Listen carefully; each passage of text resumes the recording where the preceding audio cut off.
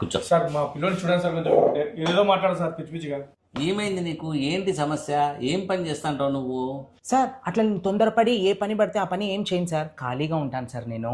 కాదయ్యా, ఖాళీగా ఉండకుండా ఏదైనా పని చేసుకోవచ్చు కదా. మా వాడు ఖాళీగా ఉన్నాడు సార్, గంట గంటకి మందు అవుతుంటాడు సార్. గంట గంటకు మందు తాగుతాంటాడా? అంత మందు తాగితే లివర్ చెడిపోతుందా? తప్పదు కదండి సార్, మందు తాకపోతే బుర్ర చెడిపోతుంది సార్, మందు తాకపోతే బుర్ర చెడిపోతుంది సార్. ఓ కామెడీనా? లివర్ చెడిపోతుందా అంటే బుర్ర చెడిపోతుంది అంటావు? లివర్ చెడిపోతే ఏముంది సార్, మీ అట్లాంటి వాళ్ళ దగ్గర డొనేట్ చేయించుకోవచ్చు. అదే బుర్ర చెడిపోతే అంతే. ఇంకా అందులోనూ నాది చాలా తెలివైన బుర్ర నాది, ఎక్కడ దొరకదు సార్. అందుకనే బుర్రను బాగా కాపాడుకుంటున్నా నేను. బాగా మ్యాటర్ ఉన్న బుర్ర సార్ ఇది.